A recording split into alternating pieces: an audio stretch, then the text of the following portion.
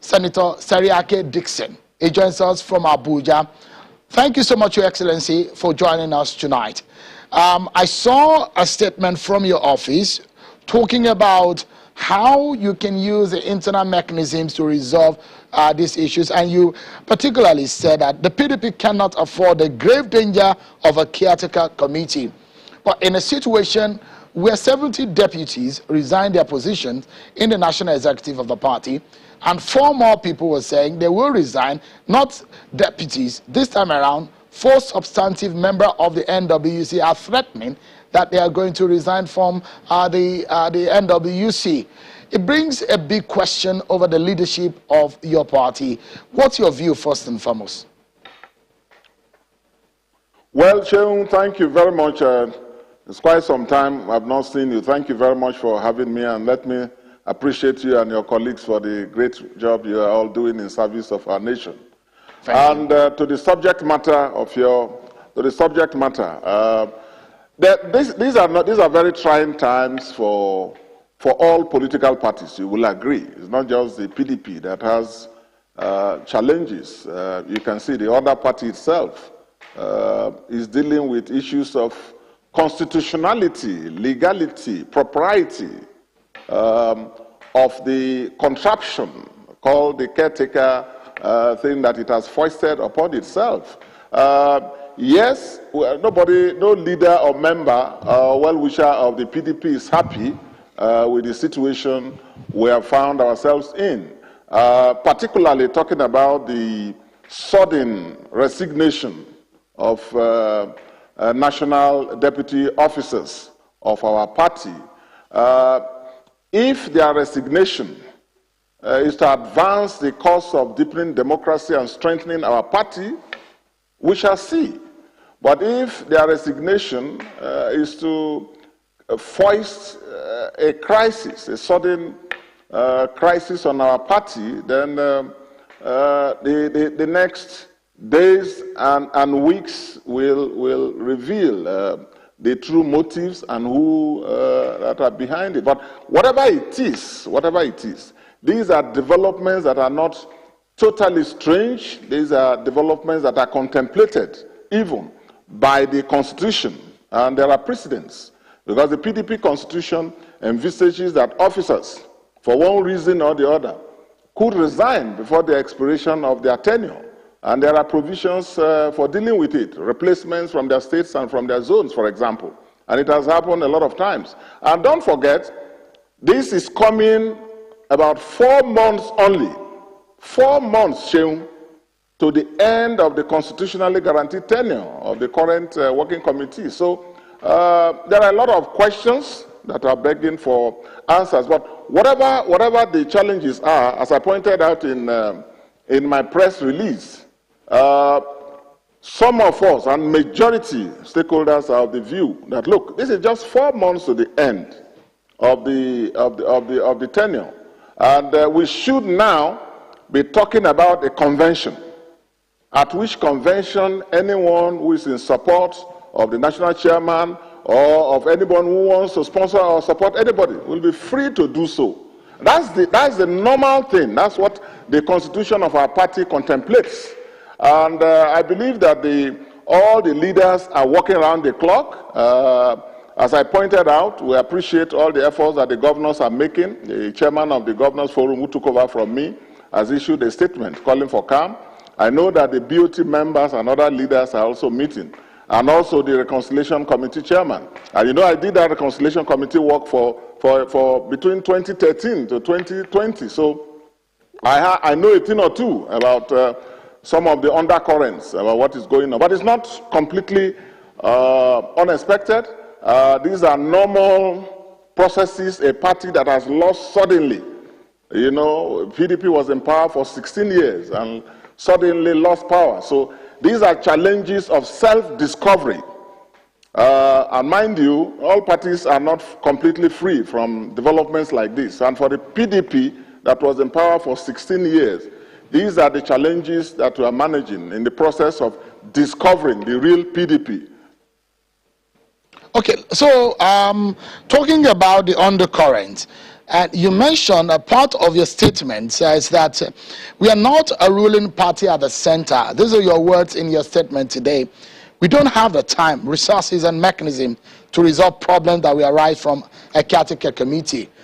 But from what we hear, and I don't take lightly your experience in politics, a former member of the House of Reps, a two-term governor, now a sitting senator, your experience is heavy, and not just as a member of the PDP. In Nigeria, you're a politician with long years of experience. So all of these things, from aside the face value, there are deeper undertones to some of these issues. But for those who think that this is about sharing largesse, do you think so? No. There are no largesse to be shared in an opposition party that is not in government. A party whose leaders have been hounded. A party that has been so demonized since 2015 when we lost the election. There are no largesse in the party to be shared. And it is precisely for that reason that in an opposition party like the PDP now, what you need is consensus building. What you need is tolerance. What you need is accommodation, one for the other. What you need is constant consultation, and not to adopt a position of either my way or the highway. The PDP, the dynamics of the PDP, the structural dynamics are slightly different from the APC. In the APC, by the time you count the president and you count the national leader, Jagaba, and a few people, you can tell the power centers. But the PDP was not formed on that basis. Those patriotic leaders of Nigeria who came together in the face of military intimidation to form the PDP deliberately decided that the party should be an umbrella, a coalition of different tendencies and perspectives. So when we suddenly lost power in 2015, there was a rude shock. Remember, most of these players who formed PDP were not opposition elements. So the PDP since 2015 has been undergoing a process of self-discovery. And now, for me, the PDP has come out quite strong. It's unfortunate a number of the campaigns are taking place. But Sheun, don't also forget history, that when the PDP won and came into office in 1999, at a point, the PDP had almost 30-something governors. So this idea of moving, governors moving, which should not be, but then it's a political culture that we need time to overcome, because parties need to get more ideological. Political parties need to be more of a meeting of, like minds, which it is not exactly for now. So as for largesse, it's not about largesse. I think there are some issues about differences which are normal. Even a father and a son, they can have a difference. Husband and a wife can have difference. So more so in politics. And for me, even when people say, oh, it is because of so person's ambition or that person's ambition, my attitude in my politics has always been that all ambitions in politics are legitimate and are equal. Legitimate and equal. It's just a question of following the rules, following the Constitution, and bearing in mind the overall interest of national service, and then bearing in mind the larger interest of the society, particularly of the political party. So for now, what we would like to say is that all should sheath their swords.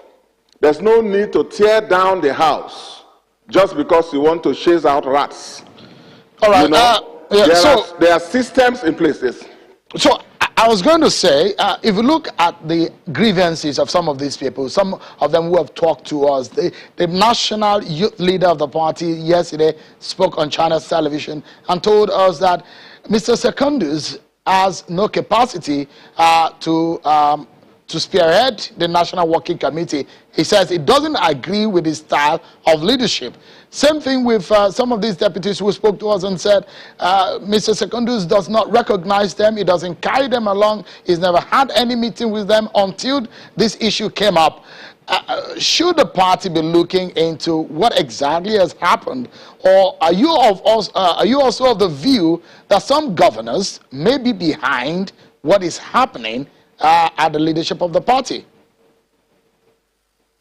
Well, let me clear this. I'm not a member of the National Working Committee, as you know, so I can't speak for them, and I don't have details. The way the PDP is structured, you know, it's a broad national party. It's not remote controlled by one man or a few people, as it is in some other parties. So those of us who are not members of the Working Committee, won't know what is going on a daily basis. But as to the capacity of the national chairman and his record of service, is very clear. As at today, let me tell you, I'm not spokesman of the national chairman either, which you know, but the national chairman, Prince Uche Secondus, is one of the most experienced party administrators in our party.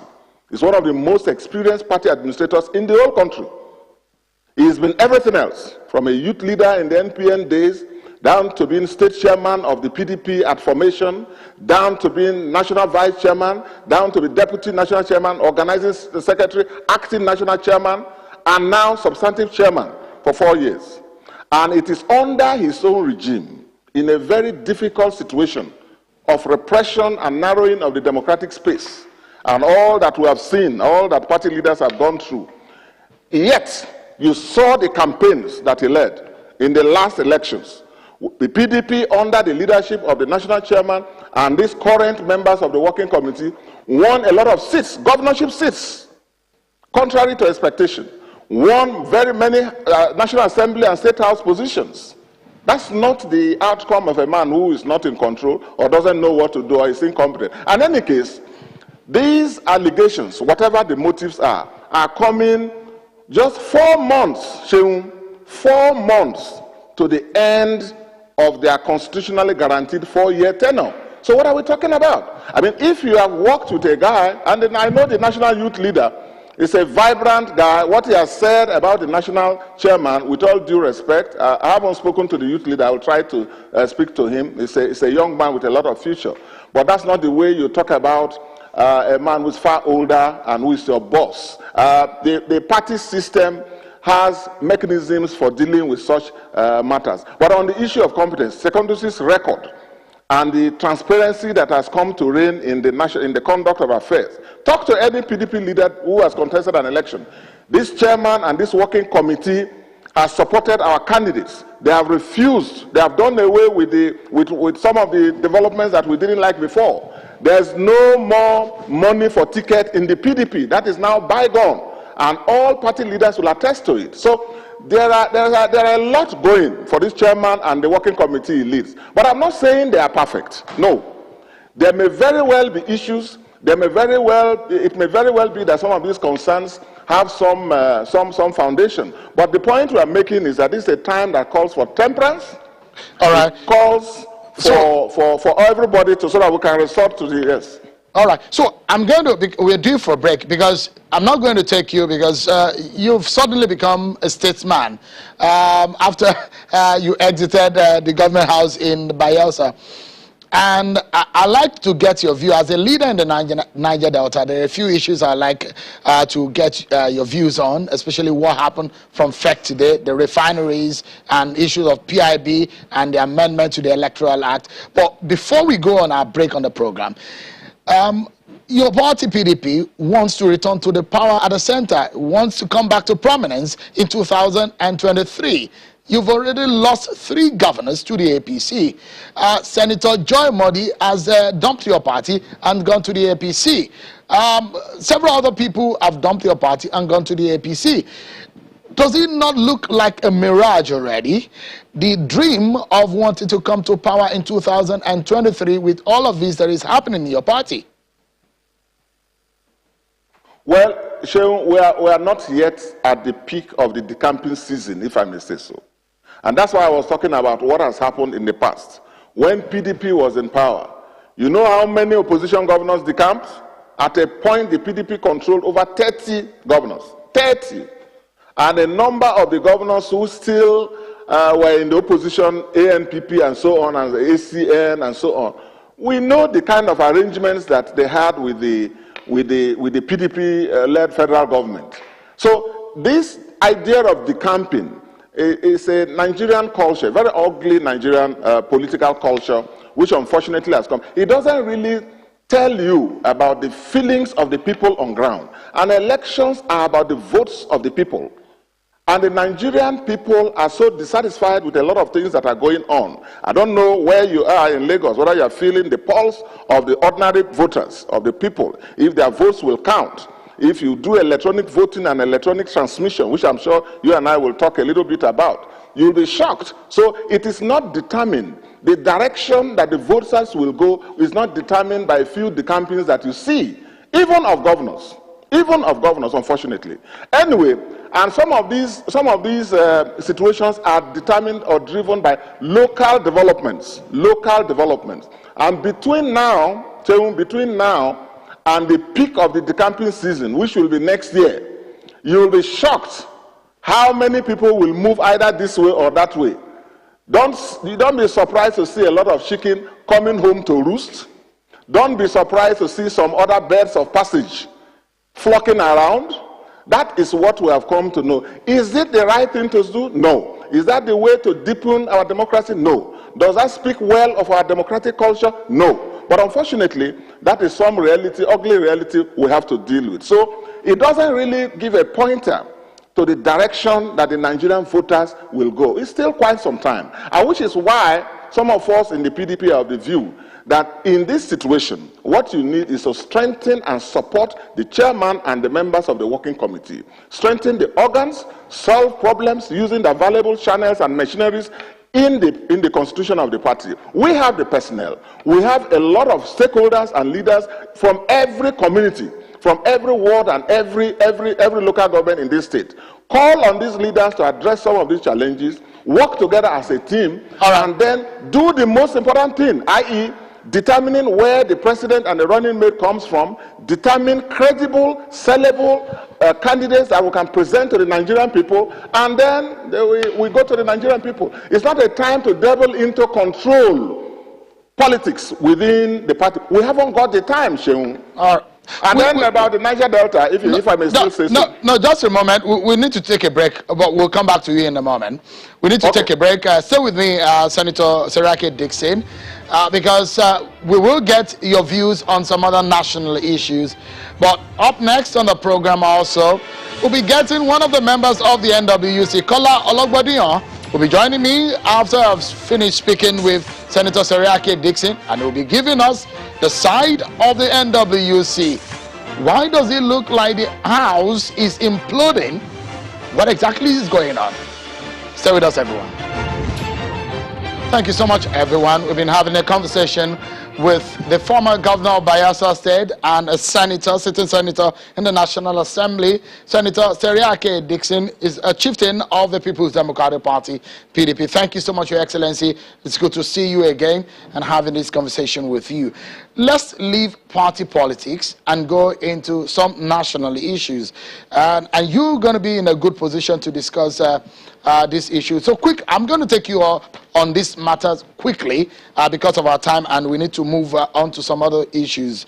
Today, the Federal Executive Council meeting has approved the fixing of two refineries, Warri and Kaduna refineries, and that will go up about $1.484 billion US. For someone who has governed a state in the Niger Delta region, you understand what that means. If our refineries are fixed, what it means for our local economy. But for those who debate against fixing of the refineries, let me get your view on that. You share so much knowledge on that on the floor of the National Assembly. Well, thank you very much. I mean, there's nothing in principle wrong about spending money fixing our refineries. The issue will be perhaps, I think the concern people are raising is about the amount of money, the sheer costs. And listening to you mention this in dollar terms, billions of dollars, at a time that the naira is over 500 naira to a dollar. That tells you the sheer volume of funds that is being committed to this. Now, I'm not in a position to decide this way or that as to the costs. But there's nothing in principle wrong about fixing refineries. As you rightly said, if these refineries in Port Harcourt, the refinery in Warri, the refinery even in Kaduna are fixed, then it will help to absorb some young people and other technical people who will be working, and it will reduce the volume of importation of refined products into the country, which doesn't make any sense, but which unfortunately has become the norm. So it's about the cost, Sheung. It's about the cost. It's not wrong. It then brings me to the issue of the I would petroleum. like us to talk. Yeah. Yes, I would like please. us to celebrate when this commissioning will be done. Let's not celebrate the award. Let's not even celebrate the fact that we are putting so much money in. Let's hope and pray and expect that the refineries will be fixed and they will get cracking. They will get to work, and Nigerians will see refined products. Because this is not the first time we're talking about it. And that's why you remember, Obasanjo's, the twilight of his government, he put some of these refineries for concessioning.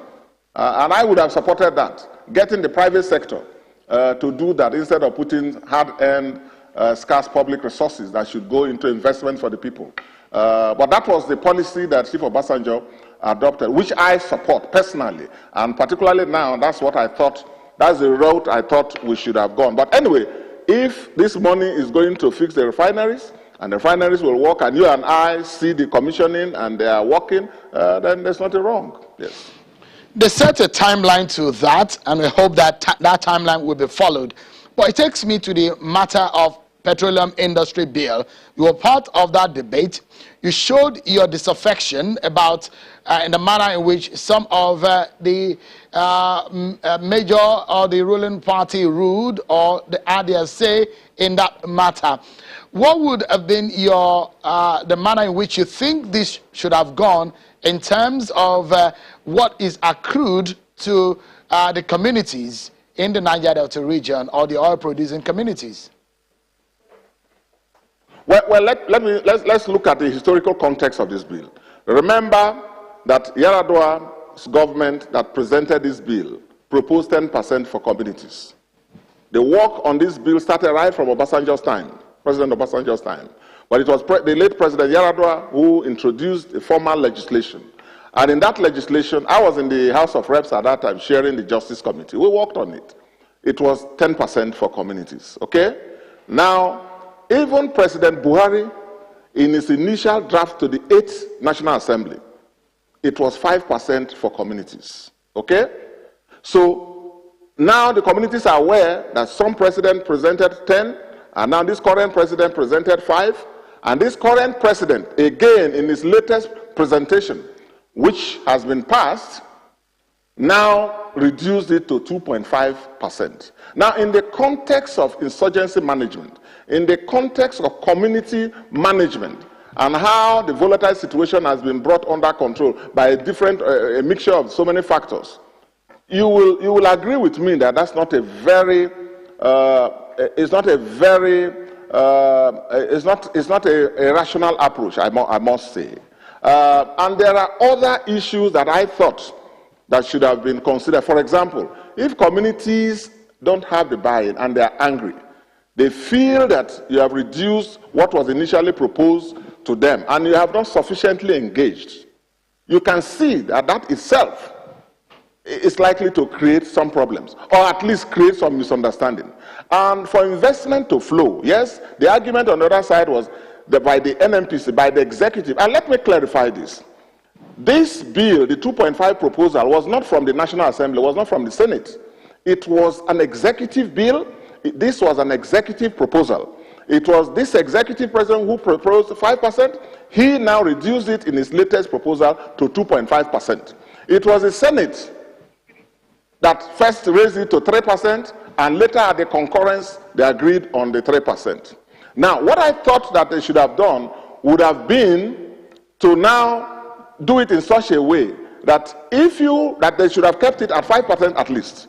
Because you see, the 2% difference, the opportunity cost of that 2% difference, as someone who has managed and who has been involved in the management of communities in that region, stabilizing that region, and still doing so, I must say, I know that that is not a very good incentive for stability and for peace.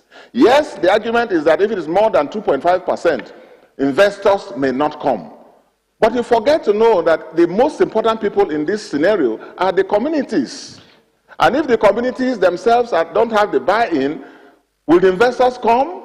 So I thought that that opportunity cost of the 2%, which will be spent in increased security investments, increased security operations, all right, and the cost of community relations should have been factored into it. All right. That is what I thought the executive should have done. And it's not too late, they can still do it.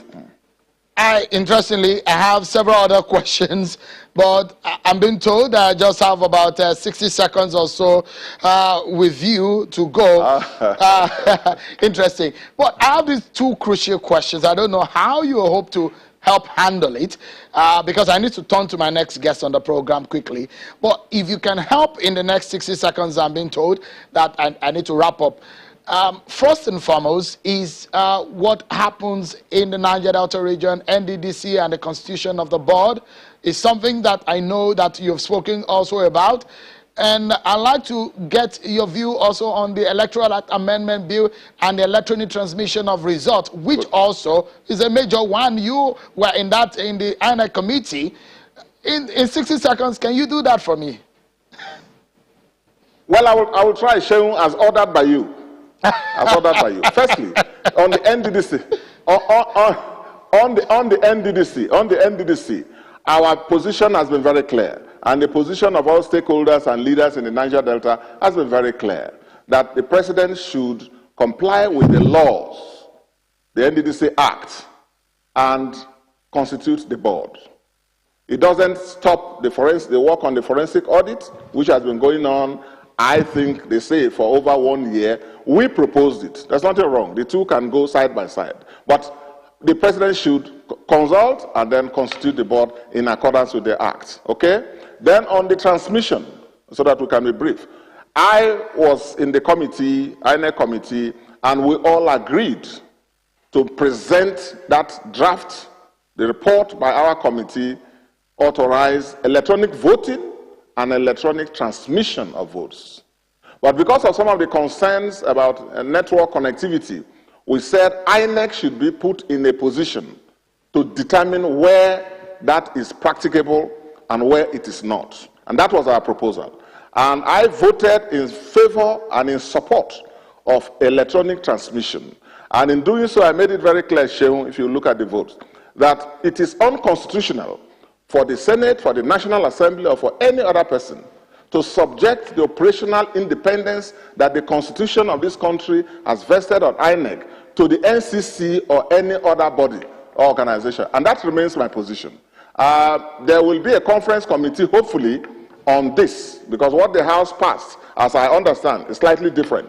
So it will be harmonized. But if we subject the independence of INEC to anybody, NCC or National Assembly or whatever, I can be very sure at the end of the day that the courts of this country, the judiciary of this country that has become very independent, very fiercely independent of their own independence, and people that we have a lot of confidence in, highly respectable juries, they will strike it down. I'm very sure of that. So I hope that does not happen. Yes, I hope that does not happen. We believe that INEC should be given the operational liberty to decide how to conduct elections, because that's what the Constitution tells them to do. That's what the Constitution has given them powers to do.